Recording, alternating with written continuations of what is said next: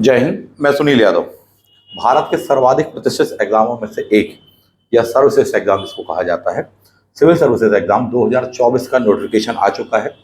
बहुत सारे विद्यार्थियों को जो कि वर्षों से इसकी तैयारी करते हैं, उन सभी को उसका बड़ी बेसब्री से इंतजार था। आज 14 फरवरी 2024 को इसका नोटिफिकेशन दिए गए तय समय अवधि पर आ चुका है। इस वीडियो में इस नोटिफिकेशन संबंधित कुछ महत्वपूर्ण पहलुओं पर बहुत ही शॉर्ट में चर्चा करेंगे।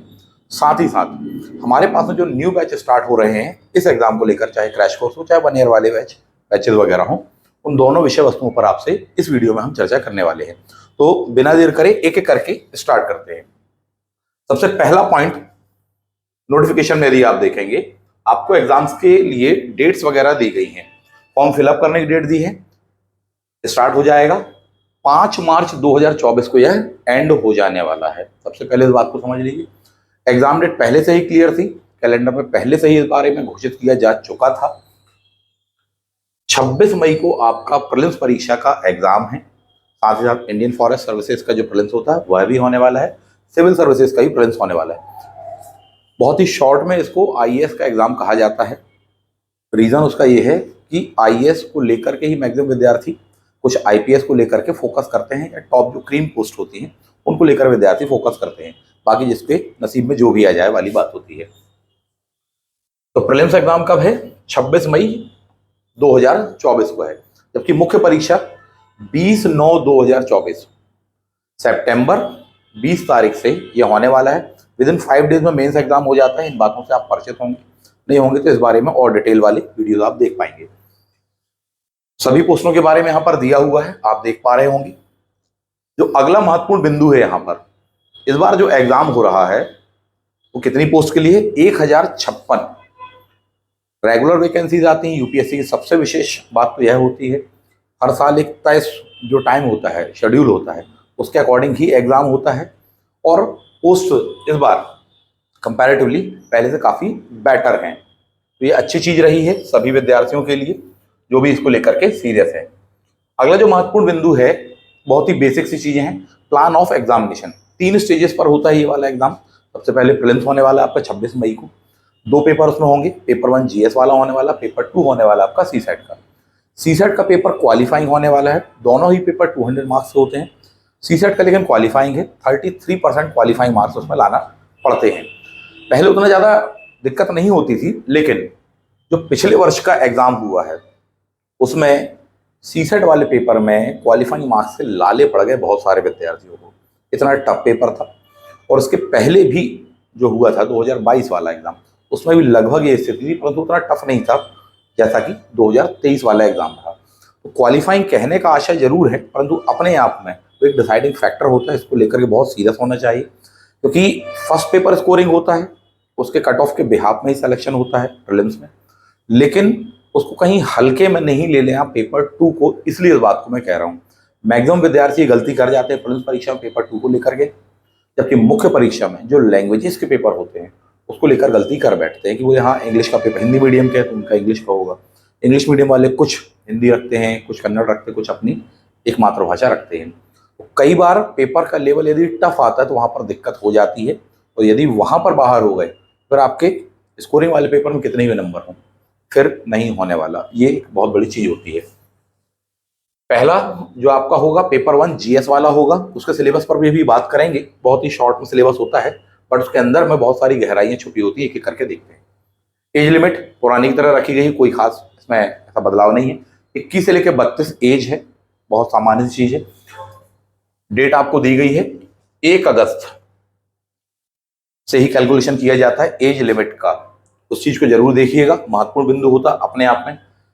अटेम्प्ट्स के बारे में बात करें तो 6 अटेम्प्ट्स हैं जनरल कैटेगरी के लिए। अलग अलग कैटेगरी वाइज अलग अलग अटेम्प्ट्स होते हैं। फॉर एग्जांपल SC/ST कैटेगरी अलग होती है, ओबीसी के लिए 9 अटेम्प्ट्स हैं, दिए गए हैं आपको वहाँ पर। तो ये चीज़ें आपको होने वाली हैं, प्लस EWS हो इत्यादि वगैरह आपको दिया हुआ है।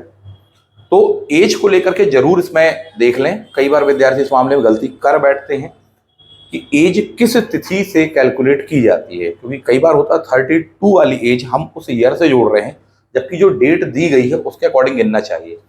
क्योंकि इसके लॉन्ग टर्म में प्लानिंग करते हैं विद्यार्थी, बोले इस बार हमको ये नंबर का अटेम्प्ट देना है, नेक्स्ट हमारा जो लास्ट अटेम्प्ट होगा इस वर्ष में होना चाहिए। उस बार गलती हो जाती है, उस समय गलती हो जाती है केवल उस एज के कारण। कई विद्यार्थी गलती कर बैठते हैं तो 6 की बजाय पता चला 5 ही अटेम्प्ट मिलते हैं। इसलिए इसको बहुत ही आराम से पढ़िएगा और समझिएगा और कैलकुलेशन करिएगा अपने एज का।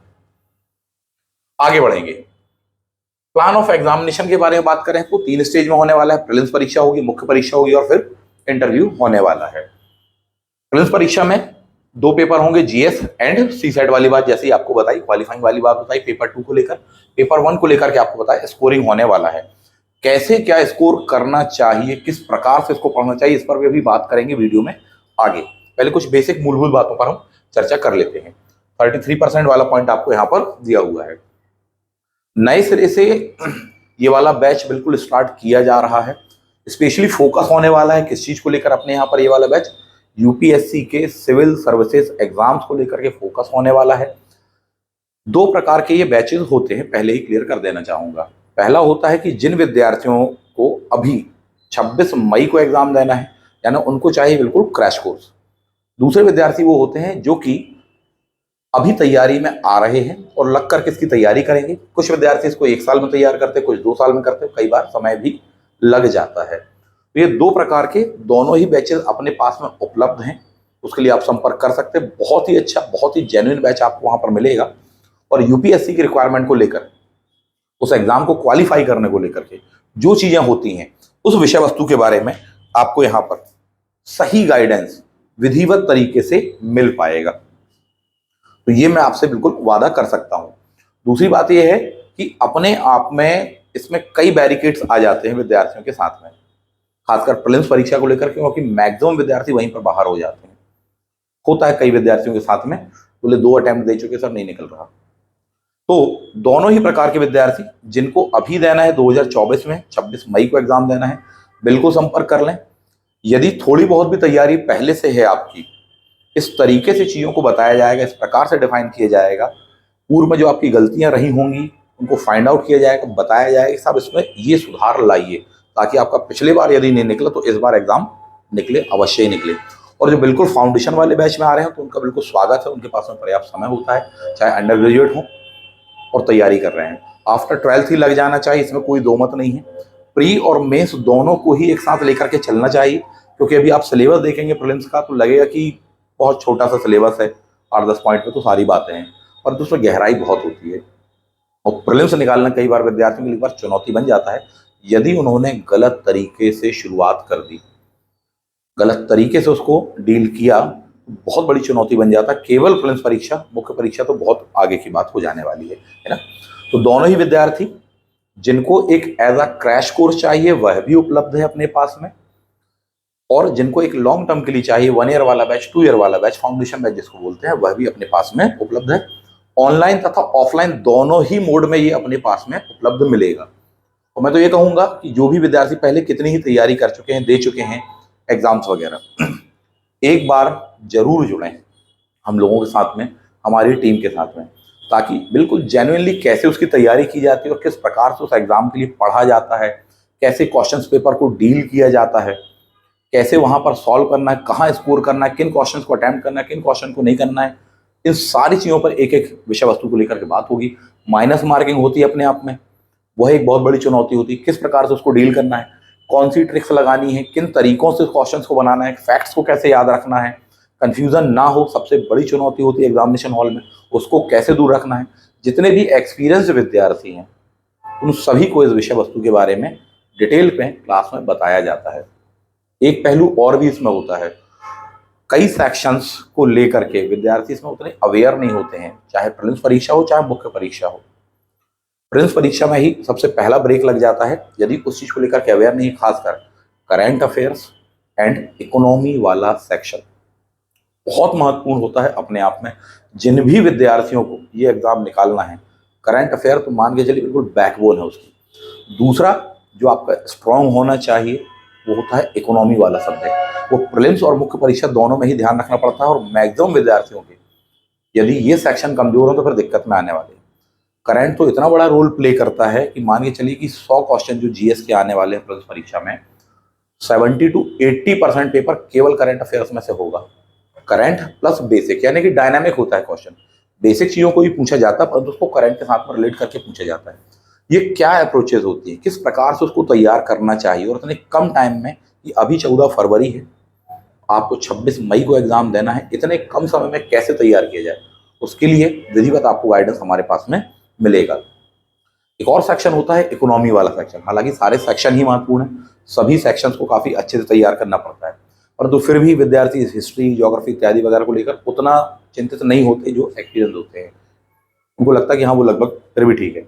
इकोनॉमी वाला सेक्शन और करंट वाले सेक्शन में क्या होता है, काफ़ी कॉन्सेप्चुअल अप्रोच होती है, चीज़ों को बहुत बैकग्राउंड के साथ में लिंकअप करना पड़ता है और उस प्रकार से डील उसको करना पड़ता है, तब जाकर के वो क्वेश्चन पेपर आपको वहाँ बन पाता है। अपने आप में एक डिसाइडिंग फैक्टर होते हैं।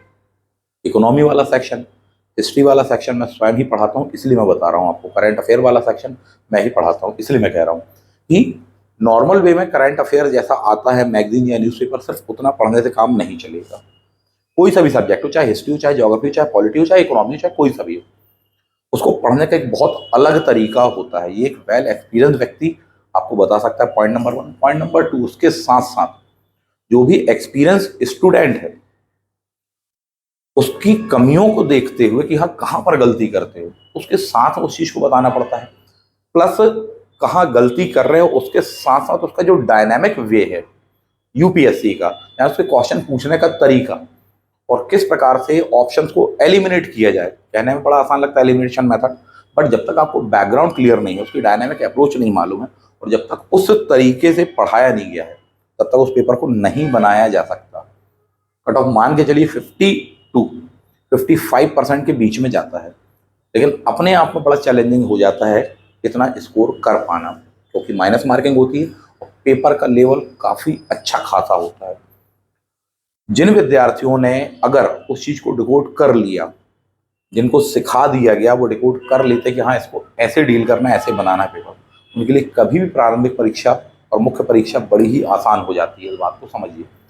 जो विद्यार्थी उस अप्रोच को नहीं जान पाए या नहीं समझ पाए या उन्हें नहीं सिखाया गया, तो मान के चलो जीवन का सपना बन के रह जाता केवल एक प्रीलिम्स एग्जाम निकालना। इतनी बड़ी समस्या हो जाती है, प्री ही नहीं निकल पाता। इसीलिए इसके लिए गाइडेंस, और एक बहुत अच्छा गाइडेंस होना बहुत ज़रूरी है, और वो आपको हमारे पास में मिलेगा। और एक बार जब आप पढ़ेंगे और आप देखेंगे कि साहब कहाँ गलती हो रही थी, किस प्रकार से चीज़ों को पढ़ना था, कैसे तैयार करना था, कहीं ऐसा तो नहीं कि तरीका जिस जिस तरीके से तैयार करें वो पूरी तरह से लगभग गलत ही था, ऐसा तो नहीं है, या उसमें कितने सुधार की गुंजाइश है, वो सारी चीज़ें आप फाइंड आउट कर पाएंगे हमारे साथ में जुड़ करके, है ना। आगे बढ़ेंगे। इसके आगे सेक्शंस में आपको दिया हुआ प्रीलिम्स के सिलेबस के बारे में पैटर्न ये दिया हुआ 200 मार्क्स 100 क्वेश्चन होंगे, यहाँ पर भी 100 क्वेश्चन होंगे, 200 मार्क्स होगा। ये पेपर 1 वाला दिया हुआ सेक्शन आपको, ये पेपर 2 दिया है जिसको सीसेट के नाम से अपन जानते हैं।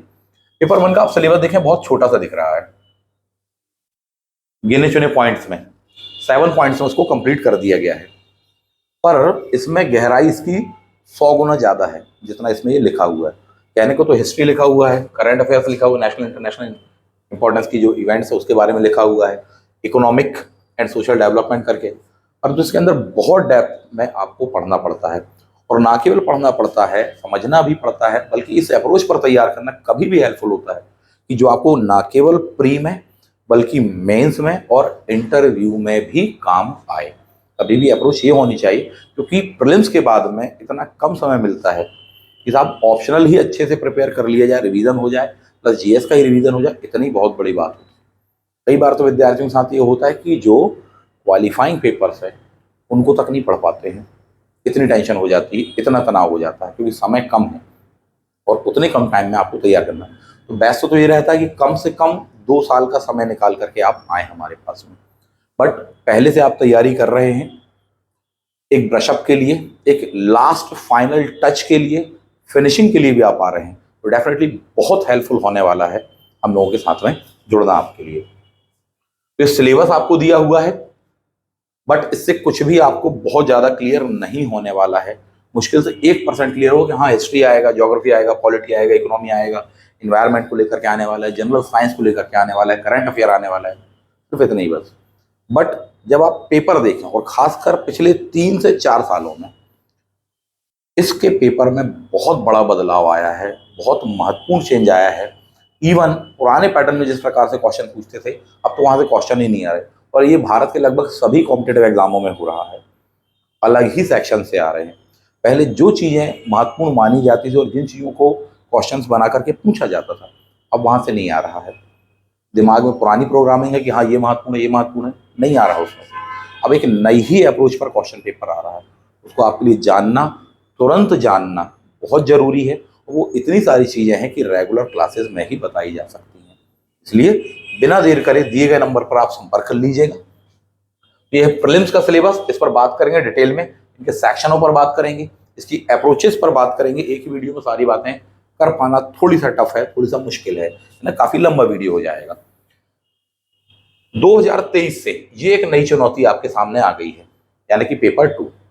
खासकर जिनका साइंस और मैथ्स बैकग्राउंड होता था और थोड़ी बहुत पैसेज के बल पर बना लेते थे क्वेश्चन पेपर को, अब उनके साथ वही चुनौती आ रही है।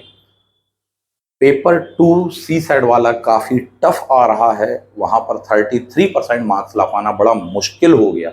इवन पिछली बार तो इतना मुश्किल था कि विद्यार्थियों ने उस चीज को लेकर के काफी आवाज भी उठाई थी कि साहब पेपर सॉल्व नहीं कर पा रहे साहब। हालांकि इस बार आपको एडवांस बता दें, उतना टफ लेवल पर नहीं रहेगा, पर पेपर तो कैसा भी आ सकता है। आपके लिए बेस्ट ऑप्शन रहेगा दोनों चीजों को बहुत अवेयरनेस के साथ में, बहुत गंभीरता के साथ में उनको तैयार करना। इन दोनों सेक्शंस को मैं तैयार करवाऊंगा क्लास में आपको विधिवत। इस चीज को लेकर के यदि हल्के में लेकर चल रहे हैं, बिल्कुल अवेयर हो जाएं साहब भी, बिल्कुल हल्के में लेकर के नहीं चलना। सी सेट आपको अभी से समय देना पड़ेगा, भले ही कम समय दें आप, मैथ्स को रीजनिंग को कम ही समय दें, परंतु आपको समय देना ही पड़ेगा। प्लस जो डायनामिक वे में क्वेश्चन पेपर पूछा गया उसकी अप्रोच को समझना पड़ेगा और उसके अकॉर्डिंग तैयार करना पड़ेगा, तब जाकर के ये क्वालिफाई हो पाएगा। वरना पेपर 1 में कितना भी स्कोर हो, यदि यहाँ 33% मार्क्स नहीं आए, पेपर 1 चेक ही नहीं होने वाला है, फाइनल लिस्ट से बाहर होने वाले हैं। ठीक, बहुत विद्यार्थियों के साथ पिछली बार ये गलती हुई है, इस बार बिल्कुल भी नहीं दोहराना है। आगे भी वीडियो आपको इस पर मिलते रहेंगे। गत वर्ष में आए हुए क्वेश्चंस किस प्रकार से सॉल्व करना है, क्या उसकी ट्रिक्स होनी चाहिए, क्या कॉन्सेप्ट होना चाहिए, दोनों ही अप्रोच, क्योंकि यूपीएससी में केवल ट्रिक्स काम नहीं आती, केवल कोड बोर्ड से पढ़ के मात्र काम नहीं आ पाएगा। दोनों अप्रोच चाहिए, फैक्चुअल वाली ट्रिक अप्रोच भी चाहिए, प्लस उसकी एक कॉन्सेप्चुअल अप्रोचेस भी चाहिए आपको, तब ही तैयार हो पाता है वो साहब। सारी चीजें बताएंगे। ऑप्शनल सब्जेक्ट में फिलहाल में अपने पास में हिस्ट्री ऑप्शनल अवेलेबल है अभी, बाद में और भी टीम बढ़ेगी और भी सब्जेक्ट शायद अवेलेबल हो पाए, लेकिन अभी वर्तमान में यदि यूपीएससी में हिस्ट्री ऑप्शनल जिनको रखना है उनके लिए बिल्कुल दरवाजे खुले हुए हैं। बहुत ही अच्छा आपको यहाँ पर गाइडेंस मिल जाएगा। मेरा पूर्व में वह सब्जेक्ट रहा है, इसलिए मैंने आपसे कहा, और आगे प्रयास करेंगे इन विषयों पर भी आपको वीडियो मिलें। मुख्य परीक्षा में जिस प्रकार से क्वेश्चंस आए हुए हैं उन सभी अप्रोचेस वगैरह को लेकर के। तो पेपर 2 सी सेट वाला जैसा कि आप देख रहे हैं, कॉम्प्रहेंशन करके आपको दिया है, इंटरपर्सनल स्किल दी हुई है, लॉजिकल रीजनिंग दी हुई है, एनालिटिकल एबिलिटी दी हुई है, decision making and problem solving दिया हुआ है, जनरल मेंटल एबिलिटी है, बेसिक न्यूमेरेसी करके दिया हुआ है आपको। इसका लेवल आपसे जरूर कहा गया 10th का, परंतु काफी डायनामिक वे में क्वेश्चन पूछ रहे हैं। खासकर वो विद्यार्थी बहुत अवेयर हो जाएं जिनका मैथ्स बैकग्राउंड नहीं रहा है, और जिनका रहा भी है तो केवल मैथ्स रीजनिंग मात्र से काम नहीं चल रहा है। क्यों? क्योंकि पता चला मैथ्स का ऐसे क्वेश्चन आए कि बोले मैथ्स ही वालों को नहीं बन रहे। अभ्यास से ही आएगा और निरंतरता से ही आएगा, रेगुलरिटी से ही आएगा। विशेषकर हिंदी माध्यम वाले विद्यार्थी इस चीज को समझ लीजिए। क्यों? क्योंकि उसमें आपको जो ट्रांसलेशन मिलता है, जो शब्दावली मिलती है, उसको लेकर के बहुत कंफ्यूज हो जाते हैं। पहले जीएस में होता रहा ये, अब तो यहाँ पर और भी ज्यादा होने लग गया पेपर 2 को लेकर। तो आपको सचेत रहना पड़ेगा, सीधी बात तो यह है। बार बार मैं इसमें आपको ये बता रहा हूँ, इसमें सचेत रहिए, उसमें सचेत रहिए, कोई नेगेटिव एक मैसेज नहीं देना चाहता हूँ। एग्जाम वही क्वालिफाई करते हैं जो पहले से अवेयर रहते हैं कि साहब किस प्रकार से क्वेश्चन पेपर वहां आ रहा है, और उसके अप टू द मार्क वे में तैयारी करते हैं, केवल वही क्वालिफाई कर पाते हैं। वरना पेपर देने मैक्सिमम लोग जाते हैं, क्वालिफाई गिने चुने लोगों का होता है।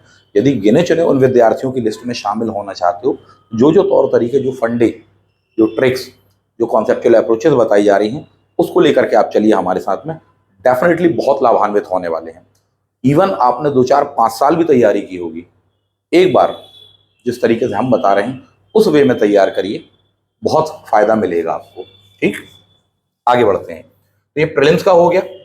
इसके पश्चात में आप आ जाइए, जो भी विद्यार्थी बैच ज्वाइन करना चाहते हैं, नंबर दिया गया है, डिस्प्ले हो रहा होगा। दिए गए इस नंबर पर आप संपर्क कर सकते हैं, व्हाट्सएप कर सकते हैं, संपर्क कर लीजिएगा 9301930657। नेक्स्ट मेंस पर आ जाते हैं। मेंस एग्जामिनेशन, ये शेड्यूल आपको दिया हुआ है। 2 आपके लैंग्वेज के पेपर होने वाले हैं, 2 आपके जो ऑप्शनल सब्जेक्ट है उसके पेपर होने वाले हैं, प्लस 5 पेपर जिनमें से जीएस, एथिक्स वगैरह के पेपर होंगे। उनके बारे में आपको दिया हुआ है। ये शुरुआत के जो 2 सेक्शन ये क्वालिफाइंग होते हैं, ये वाले स्कोरिंग होते हैं। ये 300 मार्क्स वाले दिए हैं आपको लैंग्वेज के, जबकि 250 मार्क्स वाले जो दिए हैं आपको ये स्कोरिंग होने वाले हैं। टोटल आपके यहां पर होने वाले 750, प्लस उसके बाद में आपका यदि क्वालिफाइंग कट ऑफ को पार करते हैं मुख्य परीक्षा में, उसके बाद में आपका इंटरव्यू होने वाला है, जो 275 मार्क्स का होगा। फाइनल जो लिस्ट बनने वाली है इन दोनों को ही मिलाकर के बनने वाली है। प्रीलिम्स परीक्षा के अंक नहीं जुड़ते हैं, जो नए विद्यार्थी उसको जान लें। जो पुराने विद्यार्थी उनके लिए बहुत ही मामूली बात है ये, ठीक। पर मैं एक एक चीजों को आपको यहाँ बताने का प्रयास कर रहा हूँ। 2 पेपर आपके ऑप्शनल सब्जेक्ट के होंगे, पेपर 1 पेपर 2 करके होने वाले। ऑप्शनल सब्जेक्ट्स क्या क्या रख सकते हैं उसकी एक लिस्ट दी गई है आपको। Number 1 agriculture, number 2 animal husbandry and number 3 anthropology, 4th botany दिया है, केमिस्ट्री दिया है, सिविल इंजीनियरिंग दिया है, कॉमर्स दिया है, इकोनॉमिक्स दिया है, इलेक्ट्रिकल इंजीनियरिंग दिया है, ज्योग्राफी दिया है, जियोलॉजी दिया हुआ है वहां पर आपको, हिस्ट्री है, लॉ है, मैनेजमेंट है। तो पूरी पूरी एक लिस्ट देख पा रहे होंगे।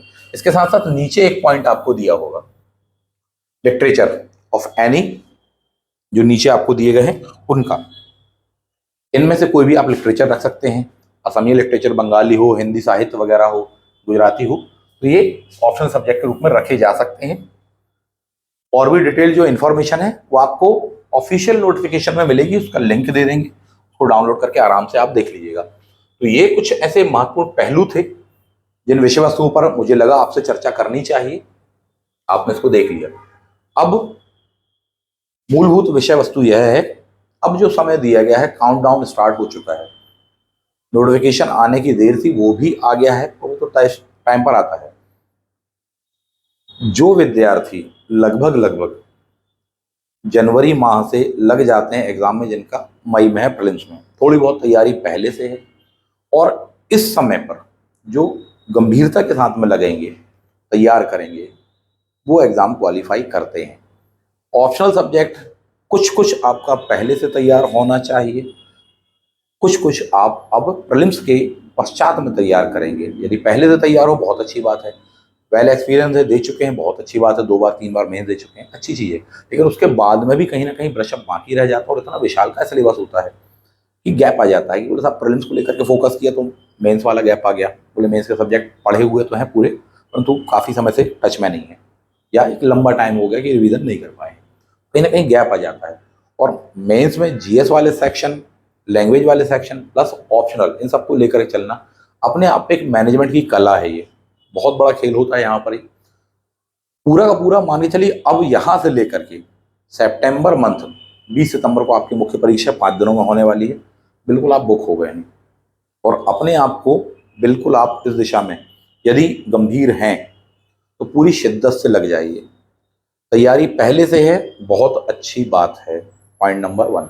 तैयारी नहीं है पहले से, या थोड़ी बहुत है जिसको गिनते हैं कि बोले नहीं है, नो टेंशन, अब संपर्क में आइए, आप संपर्क कर लीजिए हमसे, जिस तरीके से बता रहे हैं, और अभी भी लग करके तैयारी कर लोगे, आराम से प्रीलिम्स परीक्षा भी आपकी निकलेगी और मेंस भी क्वालिफाई होगा इतने टाइम में भी। एक और पॉइंट बताना चाहूँगा,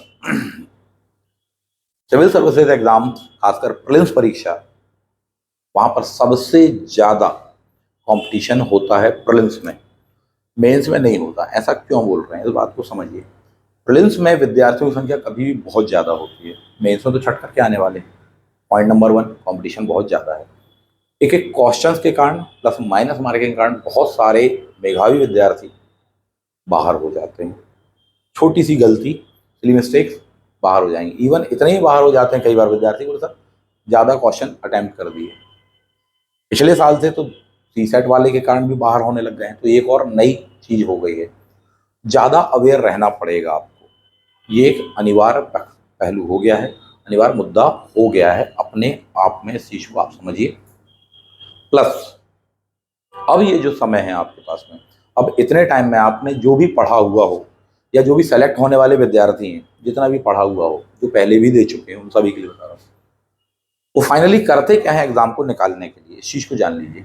ये जो टाइम अब है, अब वो पूरी तरह से फोकस हो जाते हैं प्रीलिम्स परीक्षा को लेकर के। सबसे पहली चीज तो ये पूरी तरह से, यानी पहले मेंस पढ़ा हुआ है सब किनारे, अब केवल और केवल किस पर फोकस हो जाएंगे, प्रीलिम्स।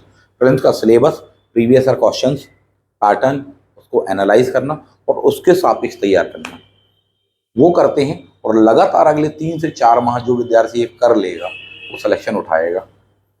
वह विद्यार्थी सिलेक्शन उठाएगा 26 मई को एग्जाम जिस व्यक्ति का है, यदि अप्रैल एंडिंग तक चीज़ें तैयार कर ली और लास्ट का मंथ केवल रिवीजन पर दिया आपने आखिरी के 25 दिन, वो एग्ज़ाम क्वालिफाई करने वाले हैं। इसके साथ साथ एक चीज़ और भी होती है, स्टैंडर्ड बुक्स और सेक्शनों को पढ़ना।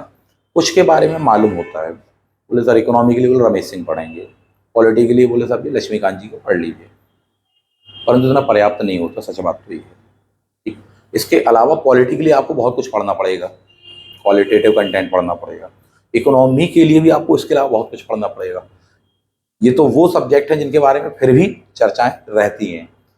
हिस्ट्री वाला सेक्शन हो गया, साइंस वाला सेक्शन हो गया, करंट वाले सेक्शंस हो गए, ये ऐसे सेक्शन हैं जिनको डील करने के लिए एक अच्छा मार्गदर्शन चाहिए, अच्छी स्ट्रैटेजी चाहिए, अच्छा गाइडेंस चाहिए ही चाहिए।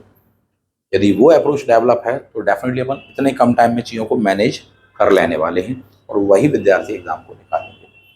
तो कंक्लूजन ये है, लास्ट काउंटडाउन स्टार्ट हो चुका है, अब देर नहीं करनी है आपको, अब लग जाओ बहुत ही सीरियसली आप तैयारी में। निश्चित रूप से आपका पेपर बहुत अच्छा जाएगा, साथ बना रहेगा, साथ में आप गाइडेंस के साथ में जुड़े रहेंगे, डेफिनेटली इस एग्ज़ाम को आप क्वालिफाई करने वाले हैं। आप सभी विद्यार्थियों को मेरी ढेर सारी शुभकामनाएं। मिलते हैं आप सभी से यूपीएससी सिविल सर्विसेज एग्जाम्स के नेक्स्ट वीडियो, उसकी नेक्स्ट सीरीज में, जिन पर अपन कई टॉपिक्स पर चर्चा करेंगे। इसको लेकर के भी यदि कोई डाउट हो, कई सेक्शंस मैंने इसमें नहीं उठाए हैं, कोई प्रश्न हो, बिल्कुल कमेंट बॉक्स में पूछ लीजिएगा, उस पर चर्चा करेंगे और उस पर आपको वीडियो देने का प्रयास करेंगे। आप सभी को ढेर सारी शुभकामनाएं। All the best. अब लग जाएगा। Thank you. जय हिंद।